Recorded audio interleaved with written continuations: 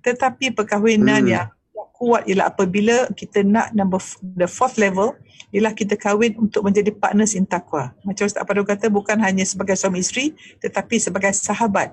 Sahabat pun orang dekat, sahabat Rasulullah yang paling dekat, orang yang dengan dia kita dapat cinta Allah. Partners in taqwa.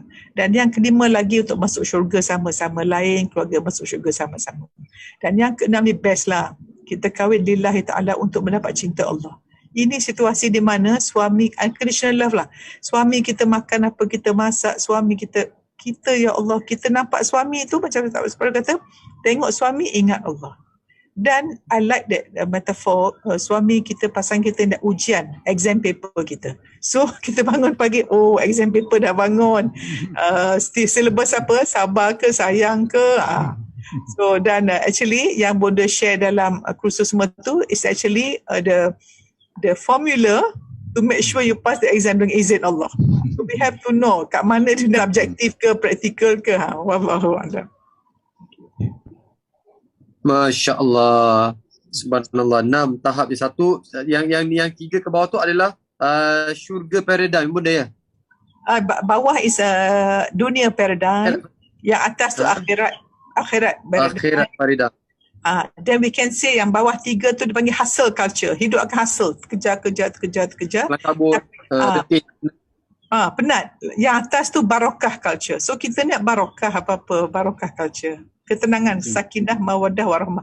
Bonda suka sakinah tu, Bonda baru faham. Bonda pun tak faham sebenarnya. Sakinah tu lepas ketenangan, lepas bergaduh ya. Dah kami baru tahu. Mawaddah apa Ustaz? Mawaddah kita tertarik pada yang positif, pada pasangan kita. So dah kami 40 tahun tadi, Bonda rasa kena sampai rahmah lah perangai masing-masing kan. Alhamdulillah. Kita kena selalu guna Bunda, nanti kalau nampak angka keluar daripada delete kan kan. Dia cakap, bang nampak sakinah hari ni. Kan, baru kita ingat tenang maksud dia. Baik, Ustaz, saya faham ni dalam waktu-waktu yang ada ni kan, berbaki di final lap ni, mungkin Ustaz boleh bantu kami lah. Seandainya lah ya, antara kami yang ada di luar sini yang sedang menonton ataupun mereka yang insyaAllah Allah rezekikan, mudah-mudahan akan terjumpa live ini di masa akan datang, nak lakukan sesuatu lah Ustaz ya.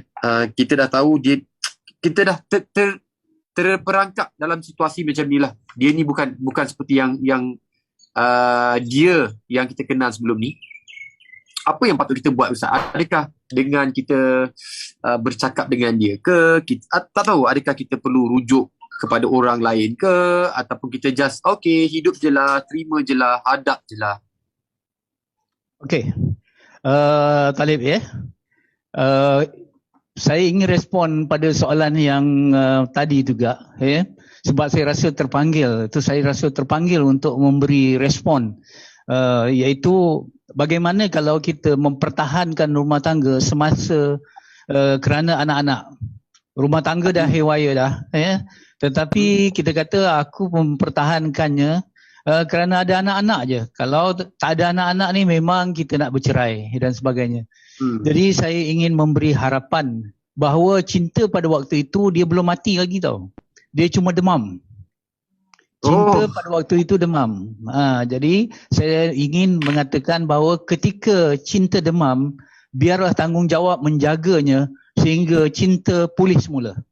Maksudnya walaupun kita dalam keadaan begitu, ya, dalam keadaan kita dah tak cinta tu demam ya, kita mempertahankan kerana anak-anak saja, pegang tanggungjawab. Tanggung artinya kita kena tanggung, lepas tu kita kena soal, nanti kena tanggungjawab, kena jawab. Kepada siapa? Kepada Allah. Kerana jodoh tu lah amanah pada kita. Jadi kita laksanakan juga tanggungjawab kita, laksanakan. Yang isteri ni dia dah aku nikahi dia, maksud semuanya Allah dah amanahkan kepada aku. Isteri ni amanah aku. Walaupun tidak cinta, tetapi ini adalah amanah dan kita laksanakan tanggungjawab.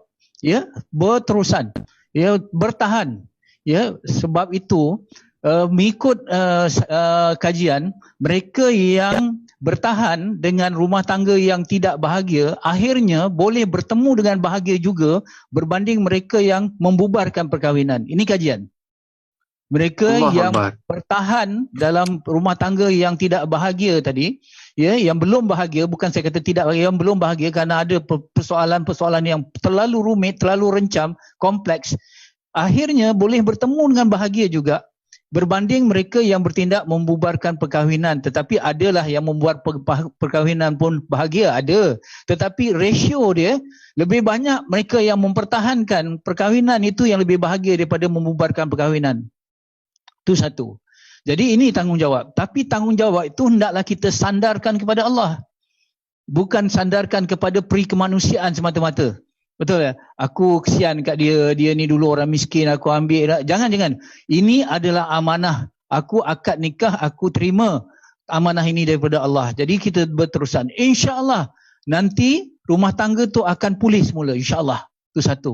Yang keduanya, bagaimana kalau kita dah, bila kahwin-kahwin ni kita tersilap. Kita rasa tersilap pilih. Betul kata tadi, ini soalan daripada Talib tadi kita bukan ini orang yang kita pilih sebenarnya. Baik saya selalu mengutarakan hadis ini, doa hadis, doa dalam bentuk hadis ni Yang pertama, ya Allah, dalam doa ni doa cinta. Ya Allah, aku minta cintamu. Itu yang pertama. Yang kedua, aku minta cinta orang yang mencintaimu. Dan yang ketiga, aku minta cinta segala sesuatu yang boleh membawa kepada kecintaanmu, ya Allah. Saya selalu cakap ni pada dalam usrah ke, dalam tazkirah ke dan sebagainya.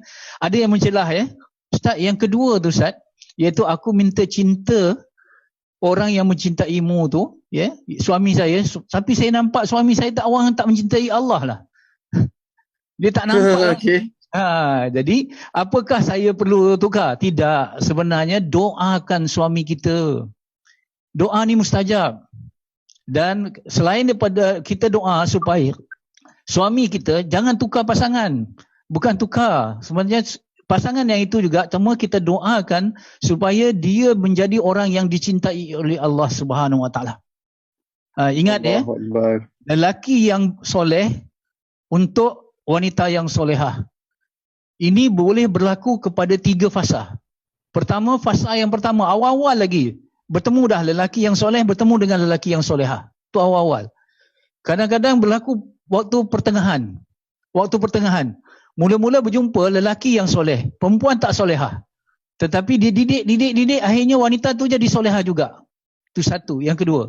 Yang ketiga, di akhir nanti, di sakaratul maut nanti.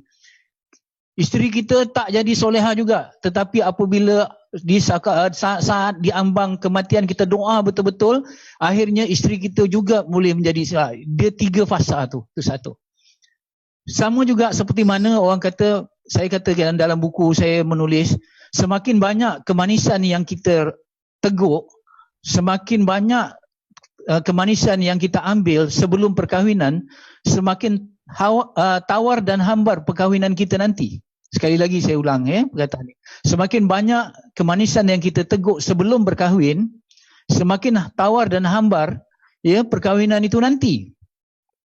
Jadi ada pasangan yang datang berjumpa dengan saya, berbincang-bincang, dia kata, Ustaz, memang banyak kemanisan yang saya dah ambil sebelum perkahwinan, dah banyak dah, sekarang rumah tangga hambar, Ustaz. Apakah ini satu hukuman yang muktamad ataupun yang tidak boleh diubah? Saya kata, Allah Maha Pengasih, Allah Maha Penyayang. Ini saya sebut untuk diri saya jugalah. Bertaubatlah. InsyaAllah bila kita bertaubat, kemanisan tu akan datang balik. Jadi begitulah bagi mereka yang kata pilihan dia sekarang ni dah tersalah pilih, jangan kata tersalah pilih. Kalau dia tu manusia, saya kata selagi dia manusia dia boleh berubah. Dan positifnya boleh berubah kepada kebaikan. Kita tidak menanggung dosa daripada orang lain. InsyaAllah pasangan kita boleh berubah. Memang ada faktor-faktor yang kita kena kaji sebelum berkahwin. Contoh, apakah dia tu daripada keluarga yang panas baran ke begini-begini seperti mana Prof katakan tadi. Tapi kita dah terkahwin dah. Macam mana ni? Kita dah terkahwin dah, baru kita tahu semua ni, rekod-rekod semua keluar. Jadi akhirnya nanti kita kata tersalah pilih. Artinya kita dalam dilema. Di dalam sindrom yang penyesalan yang tak kesudahan. Jangan. Kalau kita dah tahu macam tu, bertaubatlah, doakan, dan dalam perkahwinan seperti mana yang